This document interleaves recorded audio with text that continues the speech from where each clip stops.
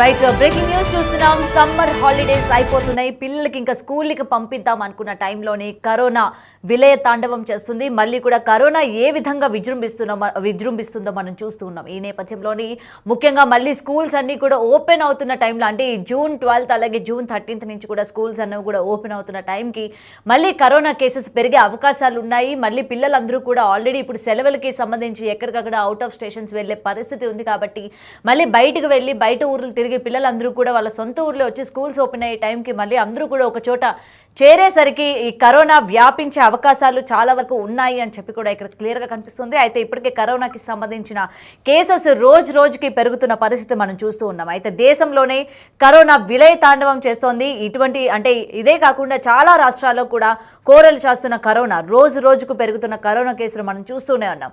ఒక్క రోజులోనే కోవిడ్ బారిన పడ్డ వారి సంఖ్య 1435కి చేరుకుంది. అయితే ప్రస్తుతం దేశవ్యాప్తంగా 3395 యాక్టివ్ కేసులు ఉన్నట్టు కూడా తెలుస్తోంది.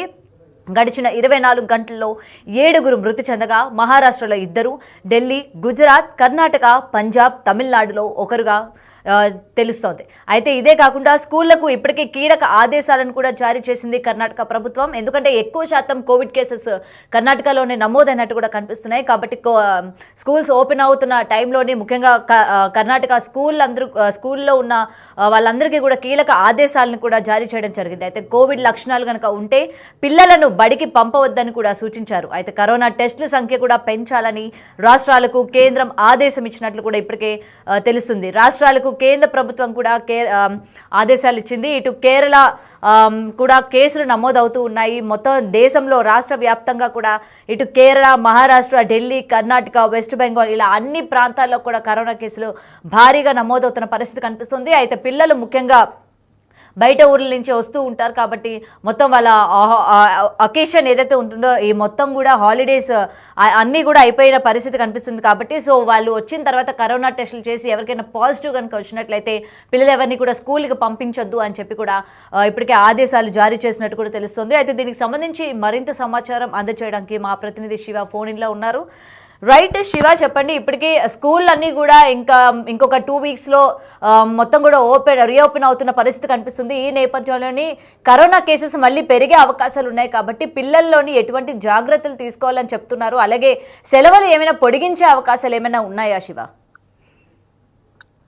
కొంచెం ప్రధానంగా చూసుకుంటే కరోనా అనేది ప్రపంచ దేశాలతో పాటు ఇటు భారత్ లోను కూడా రోజుకు విపరీతంగా వ్యాపిస్తోంది. ఇన్ఫెక్షన్ల సంఖ్య అనేది, కేసుల సంఖ్య ఎక్కువగా పెరుగుతోంది. ఈ నేపథ్యంలో ఇప్పుడు ప్రెసెంట్ అనేది స్కూల్స్ అన్ని కూడా మళ్ళీ రీఓపెన్ చేయబోతున్నారు. ఈ నేపథ్యంలో స్కూల్ కి వచ్చే పిల్లలకు తగిన జాగ్రత్తలు తీసుకోవాలని కూడా సూచనలు చేయడంతో పాటు ఎవరికైతే కరోనాకు సంబంధించిన సిమ్టమ్స్ ఉంటాయో అటువంటి వారిని స్కూల్ కు వెళ్ళొద్దంటూ కూడా ఇప్పటికే ఆదేశాలు జారీ చేసింది కేంద్ర ఆరోగ్య శాఖ.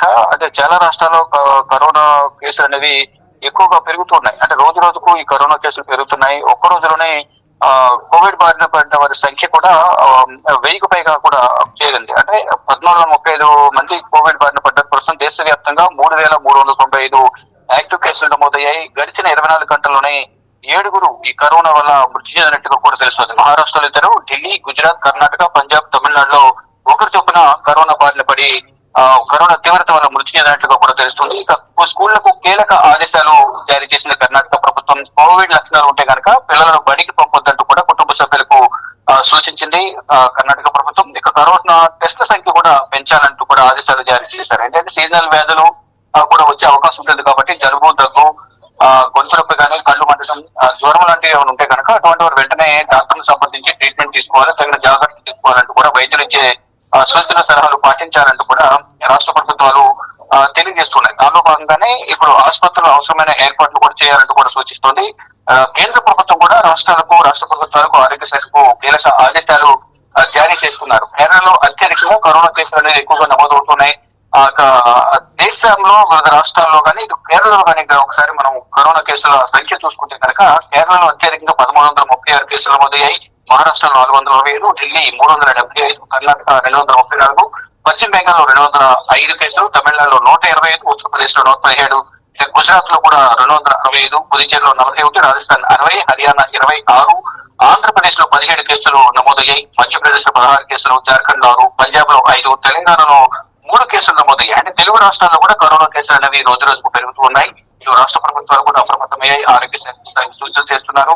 మరోవైపు కోవిడ్ బెడ్స్ కూడా పెంచుకోవాలి. ఐసీయూ బెడ్స్ కానీ కోవిడ్ బెడ్స్ అలాగే ఆక్సిజన్ కు సంబంధించిన జాగ్రత్తలు తీసుకోవాలంటూ కూడా రాష్ట్ర ఆరోగ్య శాఖ రాష్ట్ర ప్రభుత్వం ఆదేశాలు జారీ చేస్తుంది.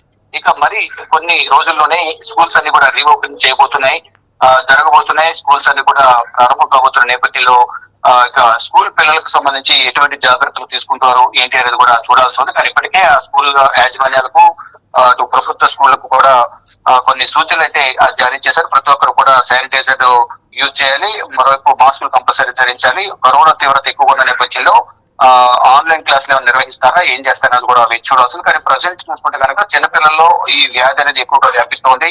అంటే ఇది ఒక అంటువ్యాధి కావడం వల్ల ప్రతి ఒక్కరు కూడా కరోనా బారిన పడకుండా ఉండాలంటే కనుక కంపల్సరీ మాస్కులు ధరించాలి అనేది ప్రధానంగా ఇప్పటికే కేంద్ర ప్రభుత్వం ఆదేశాలు జారీ చేసింది. దానికి అనుగుణంగానే రాష్ట్ర ప్రభుత్వాలు కూడా అప్రమత్తం చేస్తున్న పరిస్థితి కనిపిస్తోంది. మరి ఇప్పుడు పిల్లలకు కోవిడ్ లక్షణాలు ఉంటే కనుక పిల్లలకు బడికి పంపించడానికి కూడా కర్ణాటక ప్రభుత్వం ఇప్పటికే ఆదేశాలు జారీ చేసింది. ఇక అదే పాటలో వివిధ రాష్ట్రాలు కూడా నడిచే అవకాశం అయితే ప్రధానంగా కనిపిస్తోంది. అంటే ఒకరికి వచ్చిన కరోనా మరొకరికి వ్యాపించే అవకాశం ఉంటుంది కాబట్టి స్కూల్లో కూడా అందరూ పక్కనే కూర్చుంటూ ఉంటారు.